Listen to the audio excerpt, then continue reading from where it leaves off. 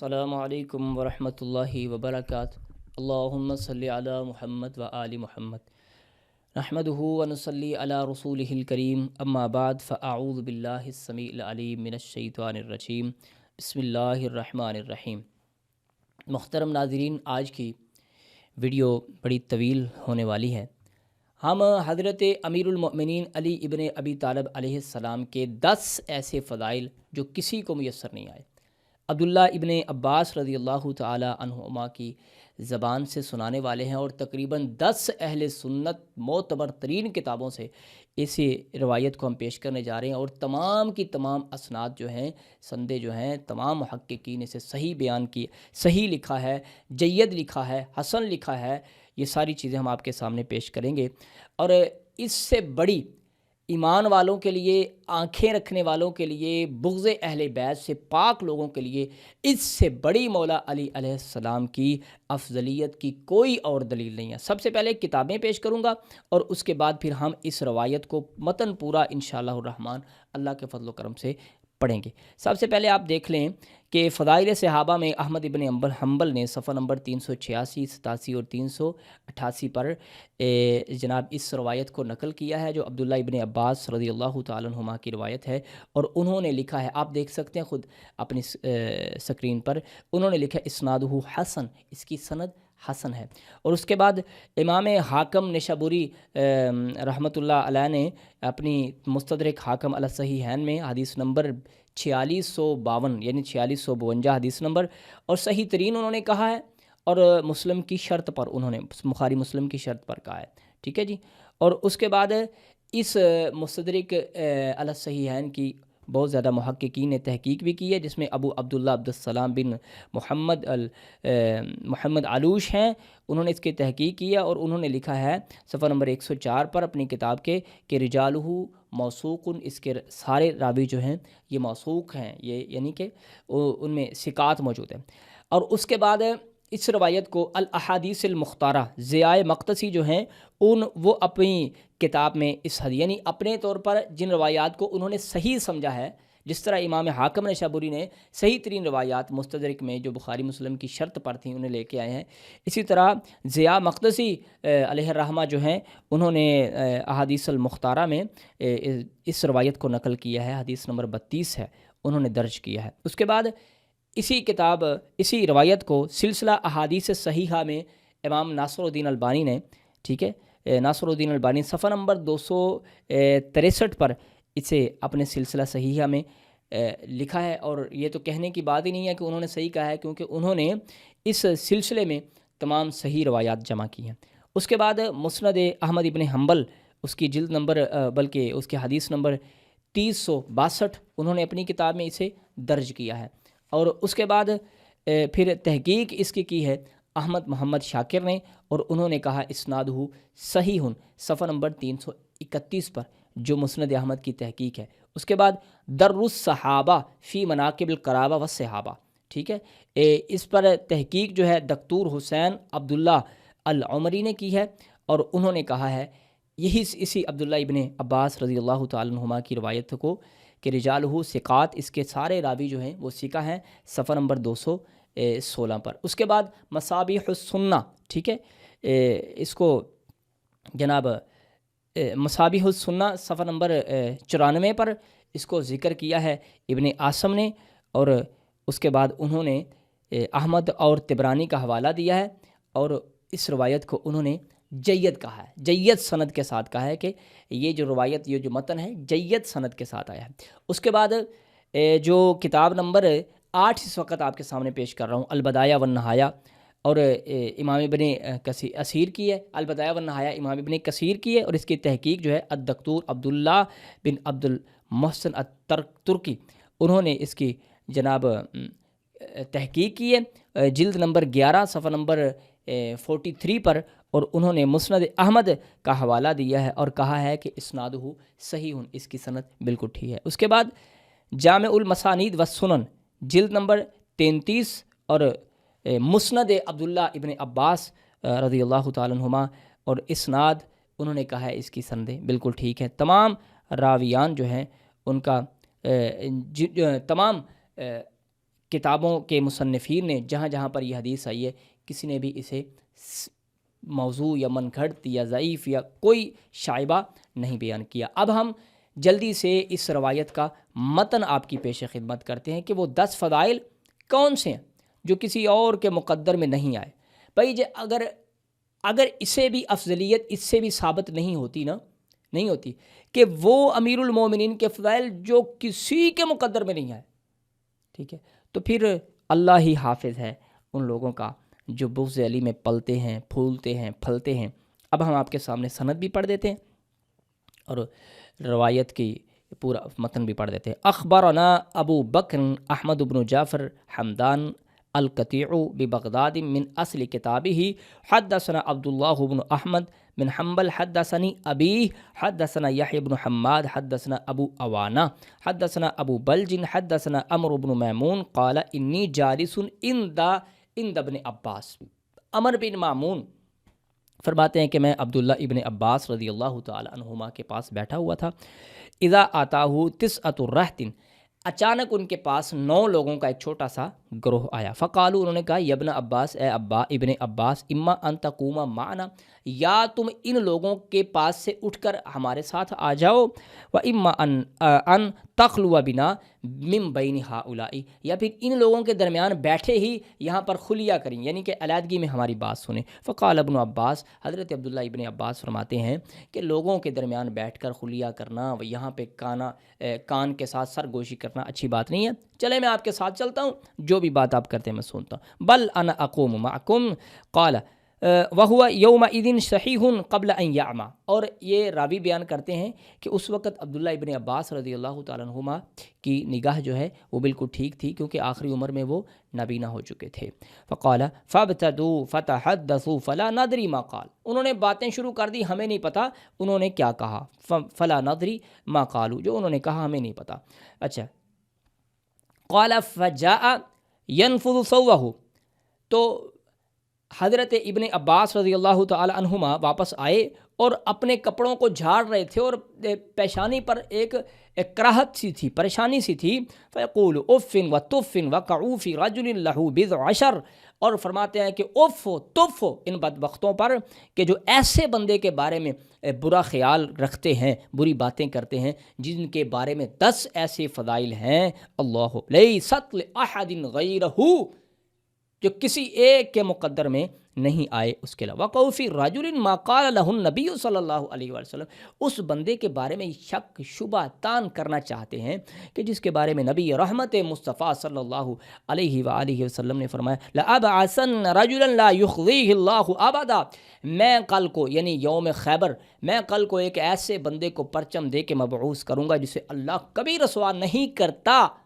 لا یخزیہ اللہ، یہ مضارع ہے، مضارع فعل مضارع ہے کہ کبھی بھی جب میں علی کو پرچم دے کے بھیجتا ہوں اللہ اسے کبھی بھی رسوا نہیں کرتا، خالی نہیں موڑتا، ابدا، کبھی بھی۔ یحب اللہ و رسولہ و یحبہ اللہ و رسولہ، وہ اللہ اور اس کے رسول سے محبت کرتا ہے، اللہ اور اس کے رسول اس سے محبت کرتے ہیں۔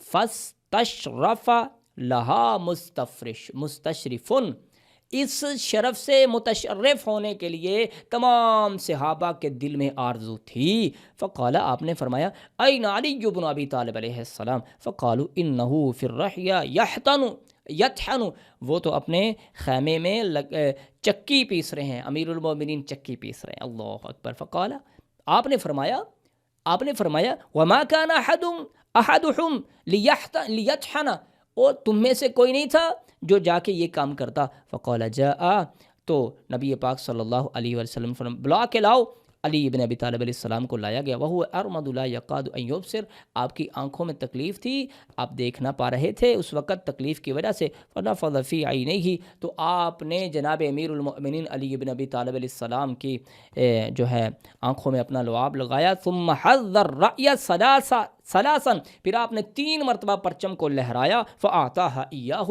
صرف امیر المؤمنین علی ابن ابی طالب علیہ السلام کو پرچم دے دیا۔ فجاء علی بصفیہ بنت حی، تو آپ امیر المؤمنین فتح حاصل کر کے آئے، فتح یاب ہو کے آئے، اور صفیہ بنت حی جس کے ساتھ نبی پاک جس کے پاس نبی پاک صلی اللہ علیہ وآلہ وسلم نے نکاح فرمایا، جو بعد میں ام المؤمنین بنی، انہیں لے کے آئے اور یعنی فتح حاصل کر کے آئے۔ یہ پہلی صفت بیان کر رہے ہیں جو کسی کے مقدر میں نہیں آئی۔ یہ ہے منہج عبداللہ ابن عباس، یہ ہے منہج عبداللہ ابن عباس کا کہ جو فضائل امیر المؤمنین علی ابن ابی طالب علیہ السلام کو ملے وہ کسی کو نہیں ملے۔ قال ابن عباس، حضرت عبداللہ ابن عباس جو دوسری فضیلت بیان کر رہے ہیں، فرماتے ہیں ثم بعث رسول اللہ صلی اللہ علیہ وسلم فلانا بصورت توبہ، اللہ کے پیغمبر نے فلاں بندے کو صورت توبہ دے کر کے، یہ دیگر روایات میں واضح ہوتا ہے کہ حضرت ابو بکر صدیق رضی اللہ عنہ تھے، فلاں کو نبی پاک صلی اللہ علیہ وسلم صورت توبہ دے کے بھیجا، فبعث علی خلفہ، پھر اس کے پیچھے اللہ کے حکم کے ساتھ حضرت امیر المومنین علی بن ابی طالب علیہ السلام کو بھیجا، اور آپ نے فرمایا کہ اللہ اکبر، آپ نے فرمایا نبی پاک صلی اللہ علیہ وآلہ وسلم نے قال لا تذهب بها الا رجل هو منی وانا منه، اس پیغام کو لے کر کے، اس صحیفے کو لے کر کے، اس صورت کو لے کر کے کفار مکہ کے سامنے پڑھنے کے لیے کوئی نہیں جا سکتا، الا رجل ہوا منی وانا منہ، مگر وہ بندہ جا سکتا ہے جس سے میں ہوں اور وہ مجھ سے ہے، یعنی میرا اپنا ہی کوئی جا سکتا ہے۔ اور یہ بھی فضیلت امیر المؤمنین کی ہے کہ امیر المؤمنین کے علاوہ کوئی، یا پھر حسن و حسین کے علاوہ کوئی، کسی کو یہ تمغہ حاصل نہیں ہوا کہ نبی نے کہا وہ مجھ سے ہے اور میں اس سے ہوں۔ اللہ اکبر۔ فقال ابن عباس، اب تیسری فضیلت بیان کر رہے ہیں، وقال النبی صلی اللہ علیہ وآلہ وسلم لابن عمہ، اپنے چچاؤں کے بیٹوں کو، ایکم یوالینی فی الدنیا والآخرہ، تم میں سے کون ہے جو مجھے دنیا و آخرت میں میرا دوست بنے گا؟ فقال علی قال وعلی جالس معہم، اور حضرت امیر المؤمنین ان کے ساتھ ہی بیٹھے ہوئے تھے۔ آپ اپنے چچاؤں کے بیٹوں کو کہہ رہے ہیں، فقال رسول اللہ صلی اللہ علیہ وآلہ وسلم واقبل علی رجل منہم، ہر بندے کے سامنے آپ، فاقبل علی رجل منہم، آپ ہر بندے کے سامنے گئے، فقال ایکم یوالینی فی الدنیا والآخرہ، اور کون ہے جو مجھے اپنا ولی بنائے، جو میرا ولی بن جائے دنیا اور آخرت میں؟ فابوا، اور نبی کا ولی بننا، وصی بننا کوئی چھوٹا کام نہیں تھا، جانیں دینا، اولادیں قربان کرنا، مال دینا، راہ خدا میں اپنی جان دے دینا، ومن یشری نفسہ ابتغاء مرضات اللہ واللہ رؤوف بالعباد، اور یہ کوئی چھوٹا کام تو نہیں تھا۔ فابوا، سب نے کہا اللہ کے پیغمبر ہمارے بس کی بات نہیں ہے۔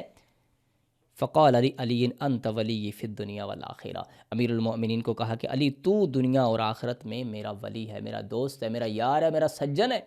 اللہ اکبر، اللہ اکبر۔ آگے چلیے، یہ چوتھی صفت بیان کر رہے ہیں حضرت عبداللہ ابن عباس۔ فقال ابن عباس وکان علی اول من آمن من الناس بعد خدیجہ، علی ہی کو یہ فضیلت ملی ہے کہ جناب سیدہ خدیجۃ الکبریٰ سلام اللہ علیہا کے اسلام کے اظہار کے بعد سب سے پہلے جس بندے نے اظہار اسلام کیا ہے اس کا نام امیر المؤمنین علی ابن ابی طالب علیہ السلام ہے۔ عمر کتنی ہے اس کے بارے میں جو روایات مشہور ہیں، انشاءاللہ ایک تحقیقی ویڈیو ہم بنائیں گے جس میں دیکھیں گے کہ کیا صرف 8 ہی سال کی روایت ہے کہ امیر المومنین صرف 8 سال کے تھے، اس سے زیادہ عمر کی روایت نہیں ہے۔ اللہ اکبر۔ فقال واخذ رسول اللہ صلی اللہ علیہ وآلہ وسلم ثوبہ، اور نبی پاک صلی اللہ علیہ وآلہ وسلم نے اپنی چادر کو پھیلایا، فوضعہ علی علی وفاطمہ وحسن والحسین، فقال انما یرید اللہ یذہب عنکم الرجس اہل البیت ویطہرکم تطہیرا۔ یہ بھی فضیلت علی کی ہے کہ علی رحمت کی چادر کے نیچے آئے ہیں۔ آگے چلیے، حضرت عبداللہ ابن عباس رضی اللہ تعالی عنہما یہ 5ویں فضیلت امیر المؤمنین علی ابن ابی طالب علیہ السلام کی بیان کر رہے ہیں۔ وشرع علی نفسہ، علی نے اپنی جان بیچ دی رسول اللہ صلی اللہ علیہ وآلہ وسلم پر، فلبس ثوب النبی صلی اللہ علیہ وآلہ وسلم، نبی کی چادر لے کر کے نبی کے بستر پر، ثم نام فی مکانہ، پھر نبی کے بستر پر لیٹ گئے۔ فقال ابن عباس، حضرت عبداللہ ابن عباس فرماتے ہیں، وکان المشرکون یرمون رسول اللہ صلی اللہ علیہ وآلہ وسلم، نبی پاک صلی اللہ علیہ وآلہ وسلم کو مشرکین پتھر مارا کرتے تھے آپ کے بستر پر لیٹے ہوئے، اور جب رات امیر المؤمنین لیٹے، فجاء ابو بکر رضی اللہ عنہ، حضرت ابو بکر رضی اللہ عنہ آئے، وعلی نائم، اور جناب امیر المومنین نبی کے بستر پر لیٹے ہوئے ہیں۔ قال ابو بکر یحسب انہ رسول اللہ صلی اللہ علیہ وآلہ وسلم، جب ابو بکر رضی اللہ عنہ آئے انہوں نے گمان کیا کہ شاید نبی پاک علیہ وآلہ وسلم لیٹے ہوئے ہیں، اندازہ ہی کوئی نہیں لگا سکتا کہ بستر رسول پر علی ہیں یا نبی ہیں۔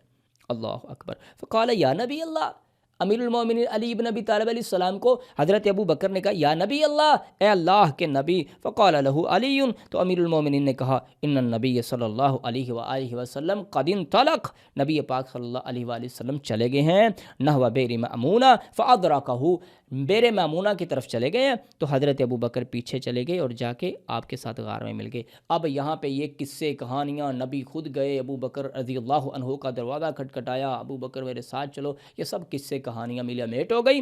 پتہ یہ چلا کہ نبی نے تنہا ہجرت کی اور بعد میں جا کر کے حضرت ابو بکر صدیق رضی اللہ عنہ نبی پاک صلی اللہ علیہ وآلہ وسلم کے ساتھ ملے ہیں. قال فانطلق ابو بکر فدخل معه الغار، حضرت ابو بکر نبی کے ساتھ غار میں داخل ہو گئے. وجعل علی رضی اللہ تعالیٰ یرمی بالحجارہ، انہوں نے حضرت امیر المؤمنین کو پتھروں کے ساتھ مارنا شروع کر دیا. کما کان یرمی نبی صلی اللہ علیہ وآلہ وسلم، جس طرح نبی پاک صلی اللہ علیہ وآلہ وسلم کو جو ہے پتھر مارتے تھے.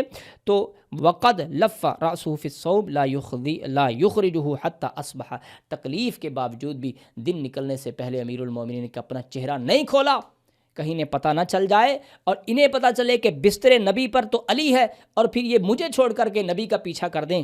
جب تک نبی کسی محفوظ مقام پر نہیں پہنچ جاتے، علی نبی کے بستر پر لیٹے ہوئے پتھر کھا رہے ہیں اور اپنا چہرہ کھول کے کافروں کو یہ نہیں بتلانا چاہتے کہ امیر المؤمنین سوئے ہوئے ہیں، علی ابن ابی طالب علیہ السلام سوئے ہوئے. ثم کشف عن رأسہ، پھر آپ نے اپنے سر سے پردہ ہٹایا. اب چھٹی فضیلت جو بیان کر رہے ہیں، قال ابن عباس وخرج رسول اللہ صلی اللہ علیہ وآلہ وسلم فی غزوۃ تبوک، نبی پاک غزوہ تبوک کے لیے نکلے. وخرج بالناس معہ، لوگ بھی ساتھ تھے.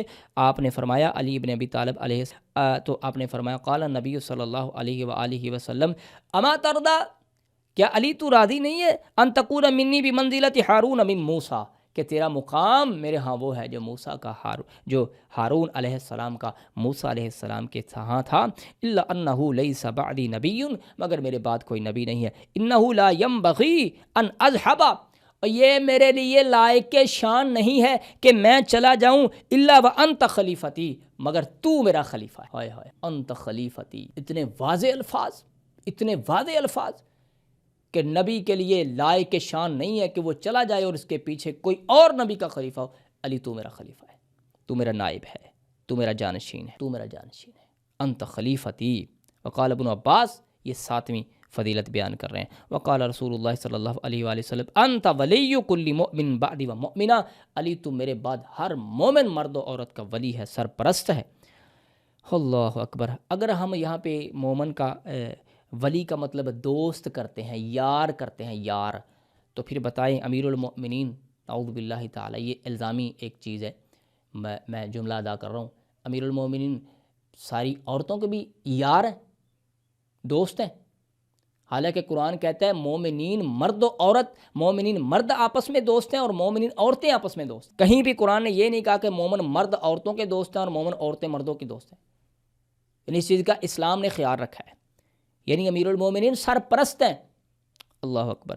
قال ابن عباس، یہ 7ویں جو فضیلت بیان کر رہے ہیں. وصد رسول اللہ صلی اللہ علیہ وآلہ وسلم ابواب المسجد غیر باب علی ابن ابی طالب، حضرت امیر المؤمنین علی ابن ابی طالب علیہ السلام کے دروازے کو کے علاوہ باقی تمام دروازے مسجد نبی میں کھلنے والے سب کو بند کروا دیا. یہ صحیح ترین روایت ہے. وکان یدخل المسجد جنبا، وہ مسجد میں جنبی حالت میں بھی داخل ہو جایا کرتے تھے.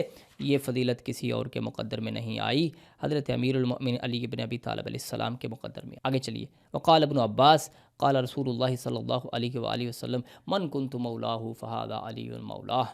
یہ تمام فضائل وہ بیان کر رہے ہیں جو کسی اور کے مقدر میں نہیں آئے.